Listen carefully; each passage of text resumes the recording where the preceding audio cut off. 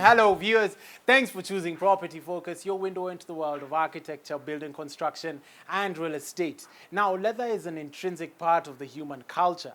From our ancestors' time, we have clothed and warmed ourselves with this material for centuries. Today, we explore the ingrained fascination with leather and how it is becoming part of the contemporary designs that are enriching our domestic spaces, such as this. Leather is one of the few materials that we are hardwired to appreciate, says one of the interior designers on the show today, as we look at a passion project of his that has used this deep dark brown material, and we're going to see that in a moment. But how do you take care of your leather once you have it? We've got a leather expert with years of experience in the tannery business to tell us more. But last but not least, we show you how leather can be used to create upholstery and other materials to exude a rich warmth. I cannot wait. Welcome to Property Focus Show, your most trusted show. I'm your host, Peter Ngigi.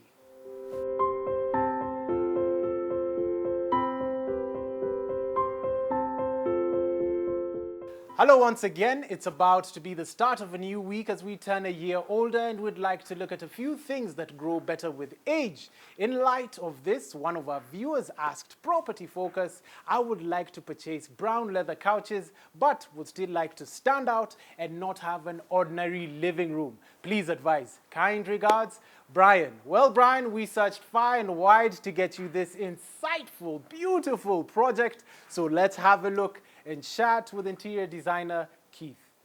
And welcome to Property Focus. Thank you very much, Peter. You're most welcome to the Man Cave. Thank you. It looks really good. Thank you so much. Hope I'll be able to touch each and every entity that we did in this space. And most welcome. Wonderful. Delighted to be here. Brilliant. Tell us about yourself. I know you, but our viewers need to know you a bit more. I'm Keith Walumbe, a village boy from Kimilili, Lutonyi village. Yes, and I'm an interior designer. I've done a degree in interior design from Maseno University, a master's in project management, and I've been practicing interior design for the past 10 years and above, I think. Yes. Wonderful. So tell us about this project. We're looking at leather. What did the client want for this particular project? The client was looking at achieving a man cave, a sanctuary, a space he could come and relax over a weekend, maybe after very tedious events during the week and all that. Mm-hmm. Tell us about the design process. We have a viewer who's asking, how do you engage an interior designer? Yes. The design process is a very critical entity in the design process. Yes. Each and every company has its own ways of tackling the design stages. But I will take you through our design process as Keith Interiors. The first stage being a site visit. We normally do a site visit where we visit the client, we visit the site to understand what the client wants to achieve. Secondly, we also take measurements. We conceptualize the space. When you are dealing with the design, you also need to internalize the space for you to be able to output exactly what you want. And that is the first stage, and it's very critical. The second stage, after collecting all this data from the client and you know exactly what they want, they've also shared with you images. Most of the times these days, clients also go online and collect a few images here and there to guide them on what they want to achieve. So we pick all that and then we go down to our office. We have a team of designers. We sit down and start brainstorming and coming up with different ideas. We also collect our own ideas from online, from magazines, from different spaces, from our previous event projects. Once we've done that, we come up with something called a mood board. A mood board is a guideline whereby it touches, it's actually a presentation touching on the materials you're going to use. That is maybe the materials on the walls, materials on the floors, materials on the ceilings, the kind of lighting, maybe the lighting in the ceilings, lightings on the walls, freestanding lights, lights on the table lamps, things like that, wall hangings, rugs, and even the throws that you want to use purposely for you to achieve the predetermined theme. Then after all that has been done, you go back to the client to do a presentation. A presentation, it's just an overview to get to understand if what you are proposing and what the client wants are in sync. After you presented the mood board to the client might either do two things, either approve, add or subtract a few things. And from that particular point, when you go back, you go to the next level. The next level is whereby now you transfer all the ideas into computer-aided drawings. And this is a process whereby now you come up with 3D drawings. And sometimes we go to even to an extent of doing fly-throughs. And fly-throughs, those are now, they are movies in clips form. And after that, once that is done, we now either call the client to come to the office for presentation, or we go back to the client to present the same. And these 3Ds will capture each and every entity that we had presented in the mood board, showing the type of wall hangings, the type of colors, the walls finishes, the throws, the rugs, the couches, each and every entity, be it the kitchen and all that. Once that has been done and the client has approved that, we move to the next level. The next level is now doing the working drawings. These are now the drawings that will enable us as the contractors, interior design contractors, to execute the project together with our subcontractors. Now the subcontractors would be people like the electricians, people like the plumbers, people like the aircon people, kitchen suppliers and all that. So you call them on board, you give them the objective of the project, you take them through. They will, once they understand what you want to achieve, you come up with a schedule of works. That is a guideline of when this person will come on site and when he's supposed to leave. That now gives you a timeline. Together with that, you now take it to the client, you make a budget, you take it to the client, you tell the client, this is the project, and this is the cost, and this is the timeline. Once it's approved, they will start paying and now commission the project. Give us your parting shot. The parting shot today, I will address my clients. In most cases, where the world has gone, we are using our marketing systems are online. So a client will definitely see you've posted such a space online. Instead of them calling you to talk to you about their project, they will go straight and ask you, Keith, how much is that project? How much is that? And in real sense, you'll realize that their space is not even equivalent to that space. Either the space is small or the space is big. So it can never be the same amount. And in most cases, in design, also your bargaining power is very key. So kindly stop asking for how much is that kitchen, how much is that space. Sit with us, we will guide you through this process. There you have it on Interior Design Spaces. Brian, I hope that answers your question. Now we're going to take a short commercial break, but when we're back, we're going to look at a leather tannery and find out what leather actually is made of. Stay tuned.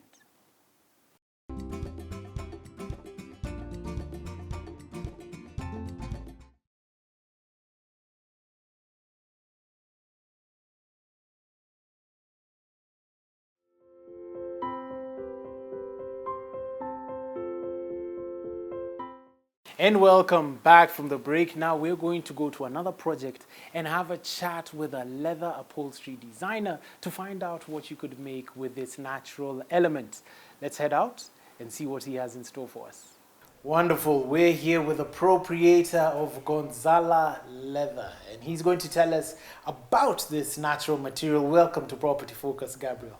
Thank you very much. Tell us about yourself and what you do. My name is Gabriel, and I work at Gonzala Leathers. Yes. At Gonzala Leathers, we do accessories with leather. And just recently, we ventured into interior section where we are doing things like sofas, chairs, and just generally the interior section stuff. What does this word upholstery mean? It's a hard word. It's like gourmet. What is it? Upholstery is just basically a process, I may call it a process of covering your chair. Yes, and the material used in upholstery is, we use springs, we use foam, we use any fabric that you have.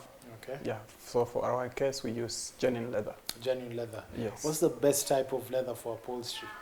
The best type for upholstery is top grain. Mhm. You may decide to choose just a normal natural top grain, or you may decide to use corrugated, but as long as it's top grain, it's okay. Top grain is the topmost part of a skin of an animal. Yes. And that's the best part. That's the best part because it's durable and yeah, it's strong. Yes. So what items are you curating with this top grain leather? Yeah, we're doing furniture, we're Yes. doing bags, we are doing wallets, we're doing shoes. Okay. But you can do shoes, but we don't do shoes. Yes. So top grain leather is just good for anything, for any leather product, in short. Yeah. But for us, we use it for bags, we use it for chairs, we use it for sometimes dining tables. There's a way we take up small piece just for decorative purposes on tables as well. Yeah. What would you advise your clients who are watching you today using leather vis-a-vis other materials? My advice to my client is that they go for genuine leather. That's my first advice when they come to me, that they should choose genuine leather because number one, genuine leather is durable. Compared to other materials, you'll buy almost 10 times when you still own your first piece in leather. So that's the reason, the first thing I tell them, that go for genuine leather.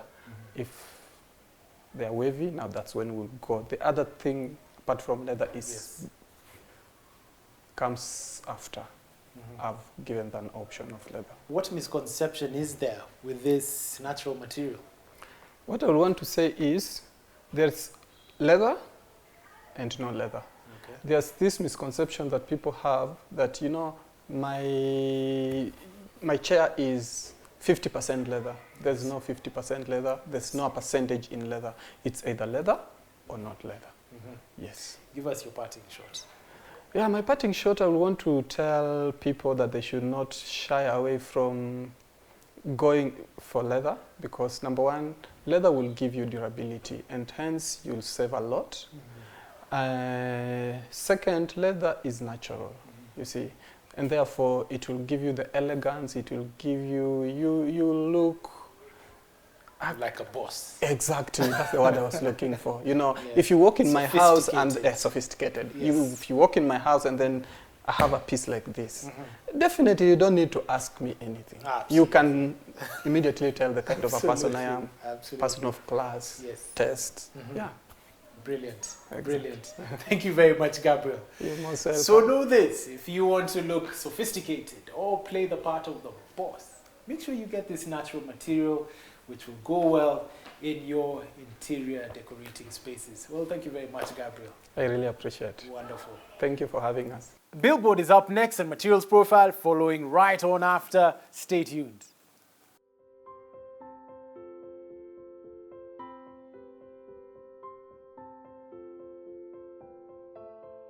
Have you ever thought of owning a home at the Kenyan coast?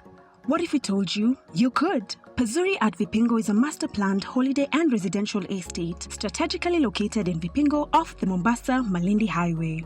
The estate consists of 372 affordable and luxurious units with a choice of 2, 3 and 4-bedroom villas, and residents enjoy easy access to the amenities of the adjacent world-class Vipingo Ridge. Pazuri at Vipingo is ideal for holiday makers, investors, diplomats and homeowners.